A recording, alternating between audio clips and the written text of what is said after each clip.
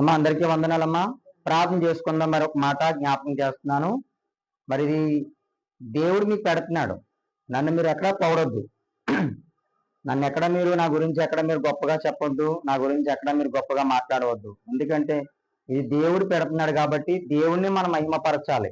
ఆ దేవుణ్ణి మీరు స్తుతించాలి. అమ్మ పలానా మనవడు పలానా బాతులొచ్చి మనవడు ఇలా పెడుతున్నాడు అవేమి మనకు వద్దమ్మా. నాకు పేరు రావాలని లేకపోతే నా గురించి అందరూ గొప్పగా చెప్పుకోవాలనే ఆలోచన నాకు లేదు. మనం అందరం కలిసి దేవుని స్తుతించాలి. దేవుడు మనలను పోషిస్తున్నాడు. దేవుడు మనలను కాపాడుతున్నాడు. దేవుడే మనలను మరి ఇంకా ఉన్నతంగా ఆశీర్వదిస్తాడు. కాబట్టి మనం ఆ దేవుణ్ణి మనం మహిమపరచుకోవాలి. మనం కళ్ళు మూసుకొని ప్రార్థన చేసుకుందాం.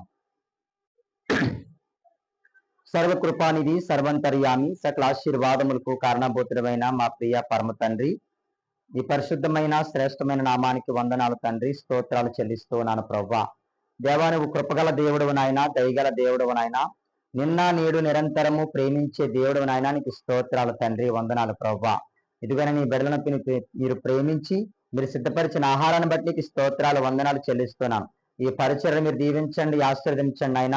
దేవా, ఇదిగో సమయంలో నాయన తండ్రి, వెంకటరమ్మ గారిని బట్టి మేము ప్రార్థన చేస్తున్నాం. సుబ్బలక్ష్మి గారిని బట్టి మేము ప్రార్థన చేస్తున్నాం తండ్రి. ఇదిగో వారికి ఇచ్చినటువంటి బిడ్డలు నాయన, ఇదిగో హేమలత గారిని బట్టి మేము ప్రార్థన చేస్తున్నాం తండ్రి. ప్రసన్న కుమార్ గారిని బట్టి మేము ప్రార్థన సాయి ప్రసన్న కుమార్ బట్టి నేను ప్రార్థన చేస్తున్నాను ప్రభా. దేవానికి స్తోత్రాలు తండ్రి, వందనాలు ప్రభా. ఇదిగోనైనా వారికి ఇచ్చినటువంటి ముగ్గురు బిడ్డలను మీరు దీవించండి, ఆశీర్వదించండి. ఆ బిడ్డల చదువులో మీరు తోడుగా ఉండండి ప్రభానికి స్తోత్రాలు తండ్రి, వందనాలు ప్రభా. ఇదిగోనైనా మరి ప్రత్యేకంగా పరిచయం చేస్తున్నాను దేని కుమార్తెను మీరు దీవించండి. ఇదిగో నన్ను నా కుటుంబాన్ని మీరు దీవించి ఆశీర్వదించమని మహిమ ఘనత ప్రభావాలు మీకే చెల్లిస్తూ నజరేయుడైన యేసుక్రీస్తు నామమున ఈ ప్రార్థన మనం అడిగి వేడుకుంటున్నాను తండ్రి.